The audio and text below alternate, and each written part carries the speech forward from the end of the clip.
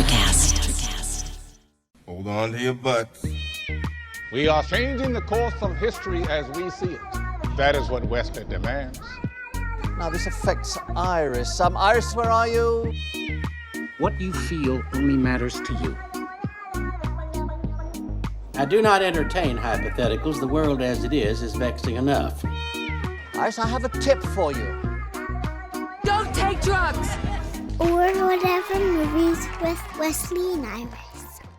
What up and welcome to Or Whatever Movies. I'm your co-host Iris, and I'm here with my older brother. Wesley of Star Command. Wesley to Star Command, mission log.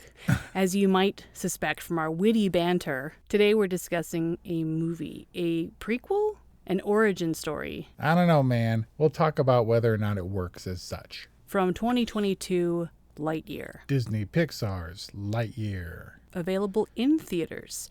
I hear it's getting kind of crushed in the theaters, like dinosaurs rule over space. Yeah, it didn't do great. I mean, it's not an ultimate failure at $58 million for an opening weekend. I guess technically still in COVID, but compared to Jurassic World, Dominion, and Top Gun numbers, it's not stacking up so far. I wondered if it's because the under 12 vaccine has only just been approved and hasn't rolled out yet. Like, are kids just not going to the theaters? There was a screaming kid in Dominion, and there were lots of kids in my screening of Lightyear. So Lightyear was Aurelia's first theatrical movie-going experience. Man, captivated, I'm sure. After the cold open, or whatever you call that first scene, she was like, "That was fun!" At top volume. Yes, exactly. And then continued to give her commentary throughout the movie. I can see her neck muscles standing out, mouth all the way out, open. Full volume, all enunciating. She's the best. It was pretty darn cute, but I'm not sure how the couple sitting in front of us felt about it. I bet Tom Cruise loved it. That opening scene, the test pilot scene. Oh, I was thinking that Tom Cruise probably liked a lot about Lightyear. Yeah. There were all kinds of comparisons, like Mach 10 / hyperspeed. Yep. Not the box office returns, though. Yeah.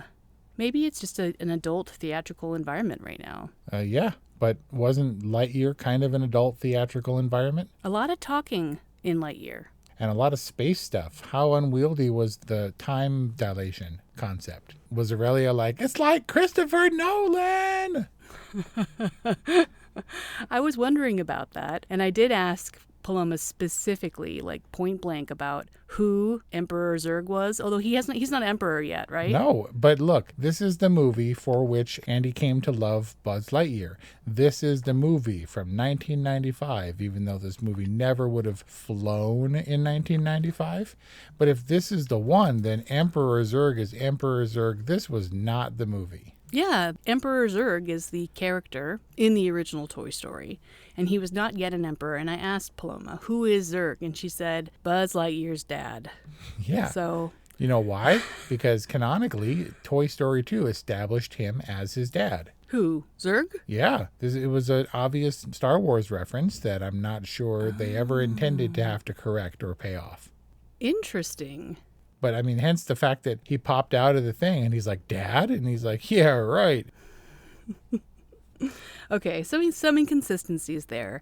Whether she was tracking from the original Toy Story or she did not get the time travel concept, she was pretty firmly convinced that the Buzz inside of the Zurg robot was Lightyear's dad. It might have been easier. I don't know about that. How would you explain that? Can you make a Star Wars for kids? Is Star Wars kind of for kids? I don't know. But is Star Wars, I mean, if they had done a Star Wars for kids, that's a ripoff that Buzz Lightyear, it's kind of Star Wars-ish. Would that have been so terrible? No, especially not for Disney. Most of the tropes were there. They had the recurring gag with the tentacle trying to drag him away and the motley crew of screw-ups, and like, you know, the junior crew or whatever.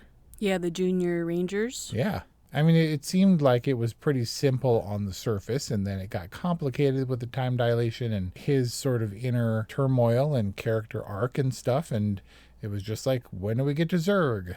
Took a long time to get to Zurg, even after Zurg was revealed. But it was fun to watch. He remained in shadow for like a whole other act. And you had the Zurg, the unrelated to Zurg bugs, and the tentacle thing, and the clones. and flying around and stuff. And the flying around stuff was cool. They did the obligatory slingshot around the orbit of a planet. Yeah, and I wondered because this movie was it was clearly established that this was a movie from give or take 1995 or early 90s when Andy received a toy based on his favorite movie. This is that movie, they said. And so I was like, okay, how 95 is it? Because we're set in the future and that helps. But the slingshot thing was definitely an Apollo 13 mid-90s kind of vibe, and they used that in several space movies since. But there were like 95 blocky computer screen readouts and stuff that were supposed to be evocative, and some of the themes. Brian called out when he blew out the cartridge, like all NES style. Right, exactly. And so I guess they tried in a way, but it was pretty thin trying, I think. Yeah, it did not have a 90s vibe, which is funny because 80s and 90s retro feel is all the rage. Yeah, I wonder though if that would have paid off, because obviously this movie was being worked on at the same time as Turning Red, which definitely had a thematic vibe, a time and a place kind of thing that I'm not sure paid off. But Lightyear, I wonder if they had gone for that aesthetic. Like, no, we have to make it clearly like the 90s and the readouts have to be the same and it has to look kind of the same. Lightyear was gorgeous and all the space footage was super cool and fun and sharp and everything. And it was some of Pixar's best work visually, I guess. But I wonder if that would have paid off if it had had a more retro look. I think they kind of were safer doing it this way, where they're like, oh, it's the 95 movie because we're connecting it to Toy Story, but this is absolutely a 2022 movie. Yeah, ostensibly this was produced and released in 95 when Andy in the Toy Story universe would have seen the movie. Right. But really, the narrative of Lightyear is set in the future. Yes, it's got to be. Crystallic fusion, man. So it kind of has to operate on a number of different levels. And so they went with a more timeless feel, which is fine. They played on some of the Disney, the space, the 95 tropes. But overall, kind of an original story. This idea of space travel and the space-time continuum. Buzz didn't seem to think much of all the time passing. He did not hesitate ever to get back into the aircraft. No, talk about a loner, right? He was like, had no connections, and Alicia was his only special friend or whatever. Yeah. Everyone else, he was like, see ya. Right. It was all about affecting the success of the mission. It's all that mattered. He didn't contemplate that Hawthorne might not be there when he got back, but she was his only family. And I guess that was important for the storytellers to establish, for the filmmakers to establish, because when he finds a family in the Junior Ranger Misfits, he's unwilling to give them up. Now he knows what it's like to belong. Yeah, and that of course was his arc. Because he Yeah. was sort of jerky, and the Buzz Lightyear toy is sort of boastful, or he's... Stubborn? Yeah, he's like snobbish. And like the Lightyear toy, Lightyear. but the Buzz Lightyear toy, the Buzz Lightyear character, the real one, the toy on which the toy was based, had no patience whatsoever for rookies. I mean, we could spend an entire episode talking about, because that was a callback to Toy Story 2 when he did mention that Zurg was his father, or Emperor Zurg, or whatever. And remember when he said this? And there was all kinds of that stuff. Don't care. Remember, it's Buzz Lightyear? Well, this is a movie that's got to stand on its own and doesn't have to have all the callbacks because, A, it's an original story, so to speak, and then B, the character, he's a toy. He doesn't have the memory or the programming, I guess, that Buzz Lightyear, the person, had, but because he's alive, he kind of does. I think that Lightyear certainly stands on its own. Is it the kind of movie that inspires fanaticism, like fanatic level fandom from a little kid? Buzz Lightyear as a standout? I'm not sure. I think Sox kind of stole the show. Yeah, well, I think Lightyear the movie was a little bit like Sox because we did have those kind of obviously robotic looking cats in the 90s, like the Furby era, where they're cat-shaped, but they're obviously not lifelike cats. Everything that Sox does in the trailer, I was like, that is weak sauce. And I'm hoping there's going to be some real Pixar cleverness or whatever. This movie was kind of like that cat. It was polished and smart and knowledgeable and clever and all that, but also kind of plastic and kind of stiff. I just realized something. Ask me what? What? That you've been masquerading as a cat lover in this family for like 45 years. Yeah? And that you're actually really a dog lover. I love dogs. Cats don't love me back. I need codependency. Even Sox betrayed Lightyear. I mean, in a world where you have to choose, like, give up tacos or chocolate. Sometimes the choice is easy, sometimes it's hard. But if I had to choose moving forward only cats or dogs, I'd go with dogs. Okay, first of all, Sox betrayed evil Lightyear. Let's just set the record Yeah, straight. but who is he to make that distinction? It's about loyalty. And a dog wouldn't make that distinction. A dog would just follow evil Lightyear blindly. Dad showed me a thing today about the lady that had like 25 Maine Coons, and she went missing. She died, and she was gone for 2 weeks before they discovered her and half eaten. No. I'm not sure dogs would do that. Dogs will like lie on your tomb and mourn you for decades and end up on Facebook posts and stuff. Cats don't care. I guess that just proves the thesis that cats would eat you if they could. Like if they were just a little bit bigger, they would all eat us. Yes, absolutely. Wasn't it Constantine that said cats were like halfway in and out of hell anyway? And so they could like smell the demons around us? I'm just saying that most animals in Disney movies, whether dogs or no, kind of all act like dogs. Like Sven in Frozen kind of acts like a dog, even though he's a reindeer. I found it refreshing that Sox was a cat, even though Sox was technically a robot. And not even a lifelike robot. He had some very surprising moments, namely the darts from the mouth, both surprising. Was that meant for me? Yeah. And then when he cracks the code for the right formula, and he's like, how did you do that? And he's like, I had 62 years. And you can just see him like diligently plugging away, all obedient and loyal like. Come on. Have a little love for Sox. I got no problem with Sox, but Sox also screwed up and sabotaged him because they lost the crystal, and Sox knew the formula and wouldn't give it up so they could make another crystal. They had lots of supplies. They could have made another crystal. They absolutely could have, and he had it in his database or whatever, but they didn't want to leave anymore. They had a life. But like cats, he was playing the long con. He was sabotaging. Or maybe he was encouraging and supporting Buzz to come into his own. Because if he had had the crystal, he would have just been like, I'm Buzz Lightyear of Star Command, and he would have got stuff done and never would have learned a very valuable lesson. Which is what, Wes? Which is, Ohana means family. And family means nobody gets left behind except your alter ego, multiverse of madness self. Wow, is that a weird Lilo and Stitch? Also Disney. Disney likes dogs. All dogs go to heaven. You know who likes cats? DreamWorks. How to Train Your Dragon, that's all cat-based. Night Toothless. Fury is a cat? Yep, and I'm going to go even farther because everyone was like, Toy Story 3 was amazing.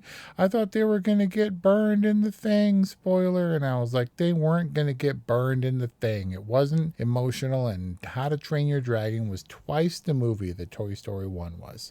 But I digress. I love you, Disney. Please sponsor us. Life is hard, but finding a really great podcast makes the days go by so much easier.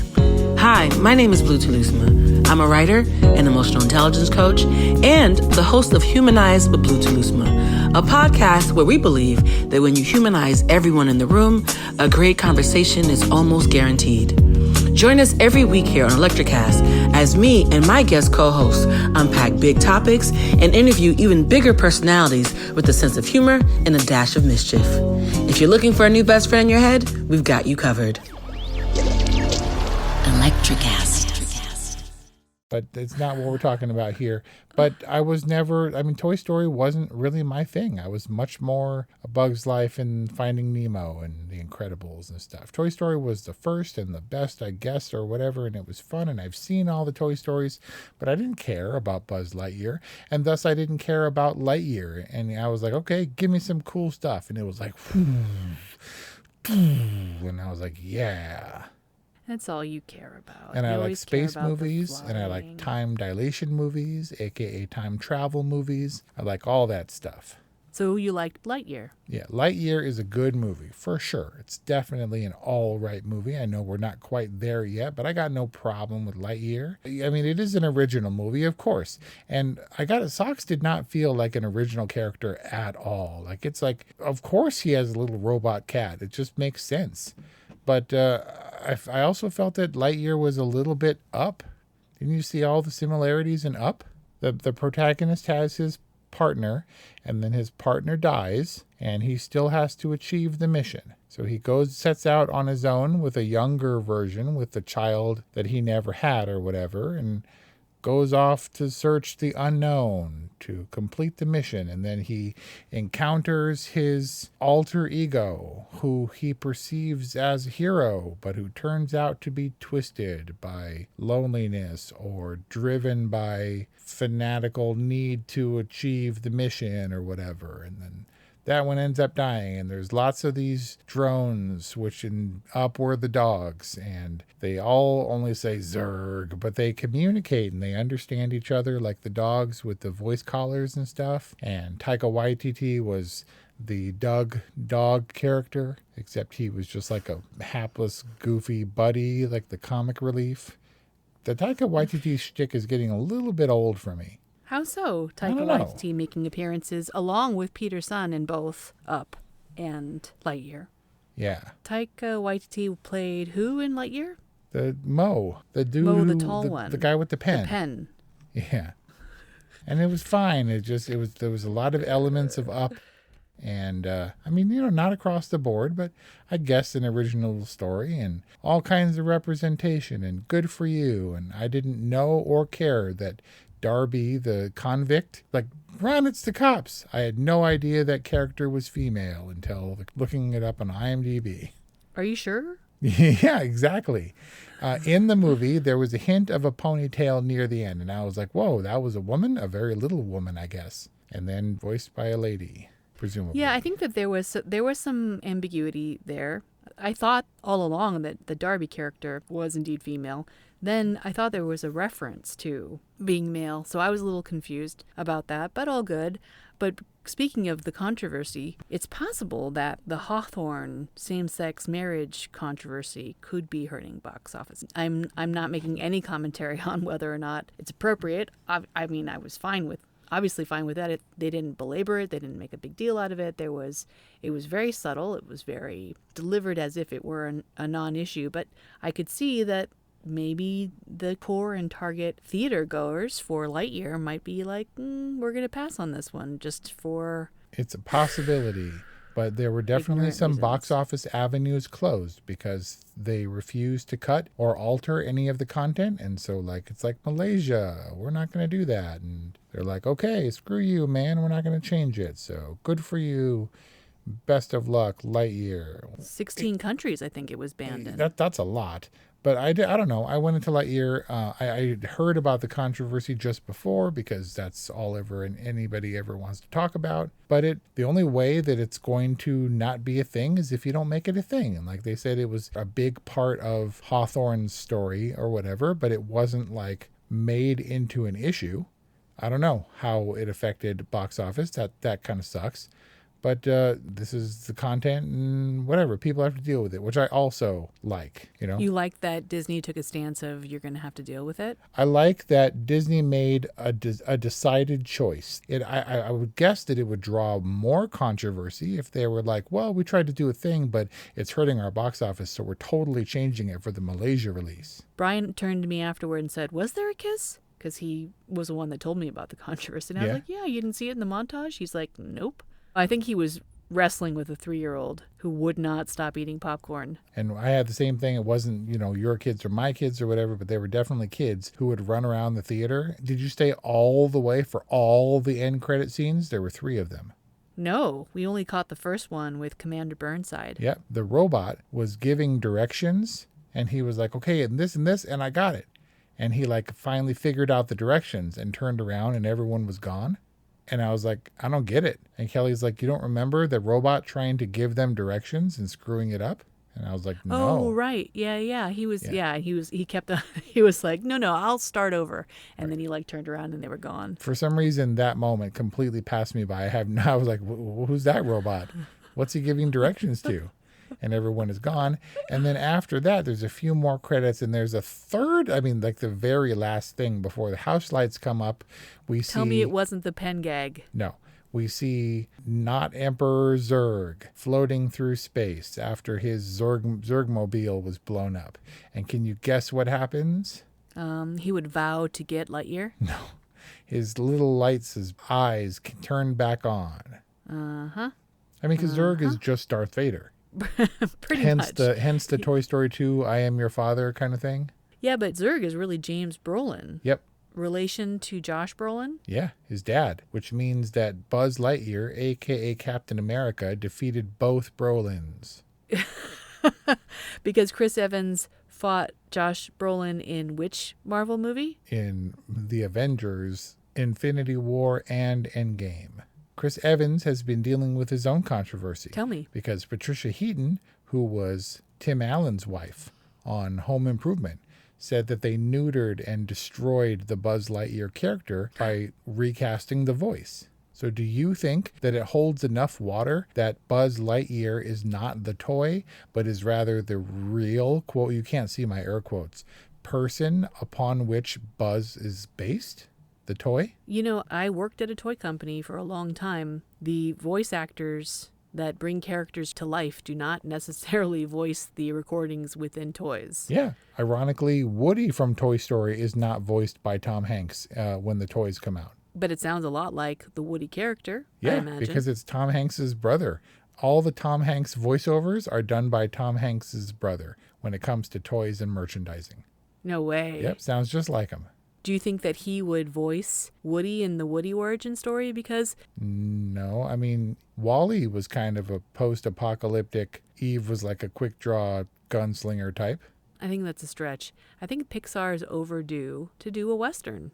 And if you're going to do a Western, it might as well be a Woody origin story, right? Is it? I mean, I guess that would be the only one, but Woody doesn't even carry a gun. Do you put a gun in Woody's hand? I mean, what are you going to put there, a banana? Maybe. He has holsters. Yeah, empty ones. Well, I mean, because the accessory pieces get lost over time. And his sidekick would be a rootin' tootin' snake, right? In his boot? Yep. Yeah, and you got Bullseye and you got Jane? Jesse. And Bullseye. Okay, so Chris Evans, you know, a no slouch. I thought he did a great job.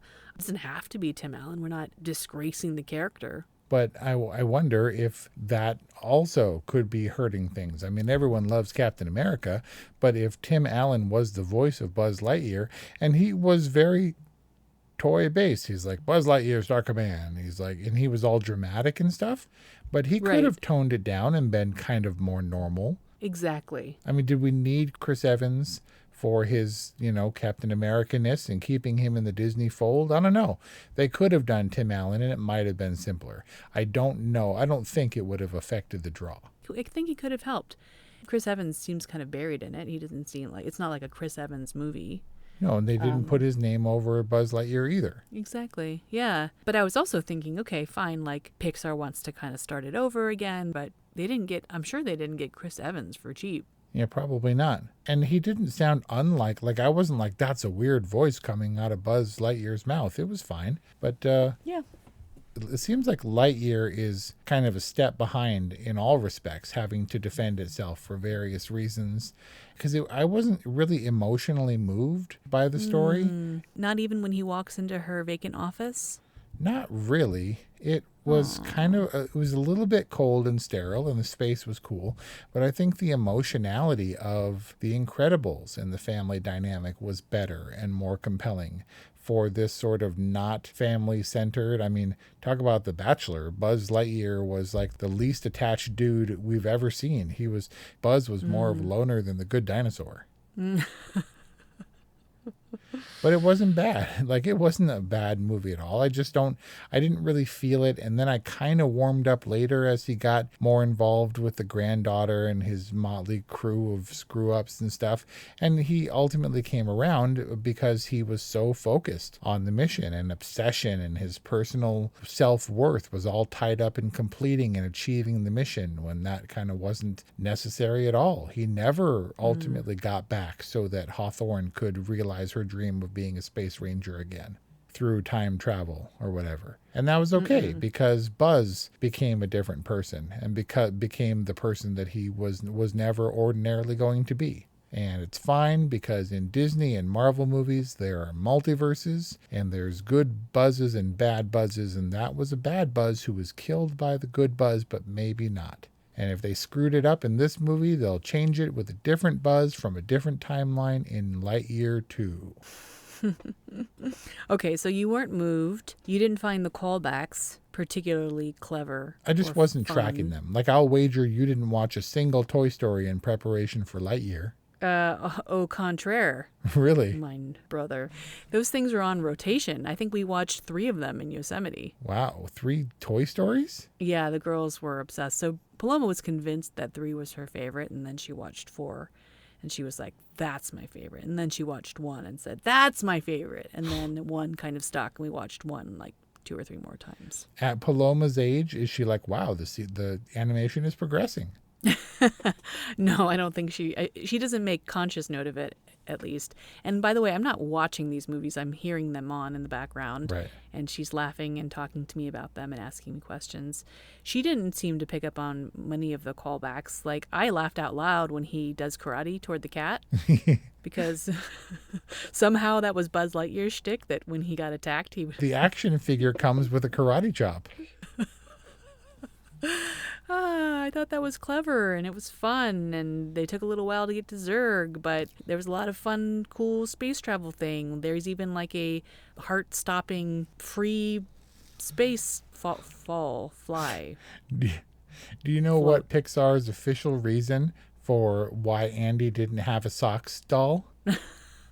No, they made a statement about they got ahead of something? Because in the mid-90s, the socks, the virtual pet or our electronic pet or whatever, was all the rage. And his mom couldn't get a hold of one because she couldn't afford it. Wow. There's like a socioeconomic commentary on the sock doll? Yep. Everything is deeper than it needed to be for Lightyear. And look, I had fun. It was good. It was just a little bit stiff. All right.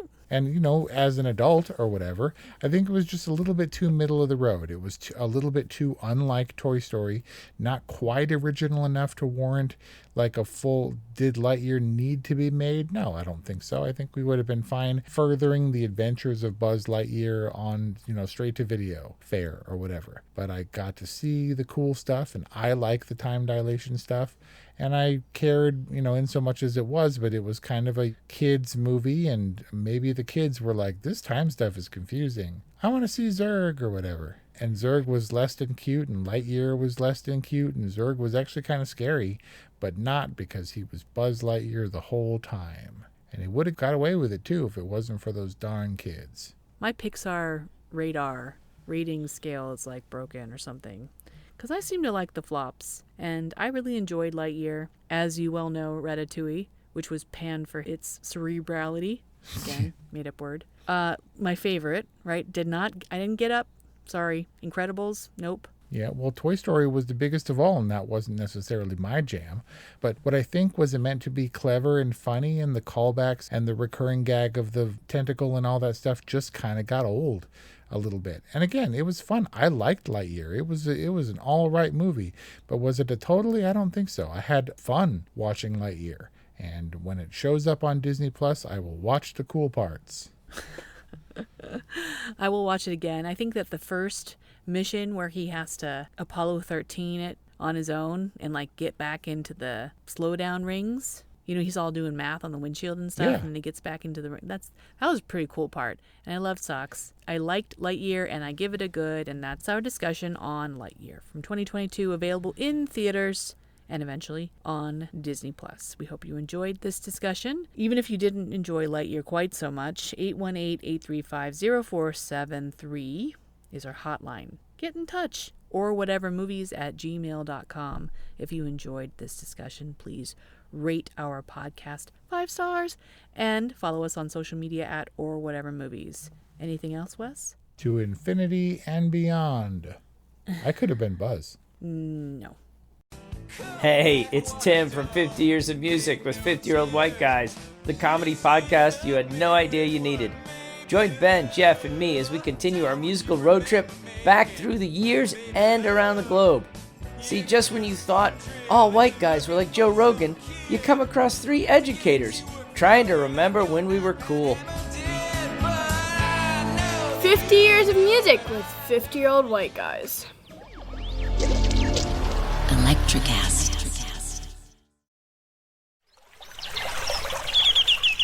Are you passionate about saving the planet for future generations? Do you want to learn how to do it? If yes, then you need to tune in to the Nature Backed podcast. It's a talk show covering the changing world around us, from renewable energy, sustainable agriculture, circular economy, to ESG and social innovation. Don't miss this opportunity to discover how you can join the movement and make a difference. Subscribe to the Nature Backed podcast today on your favorite platform and get ready to be amazed. Electricast.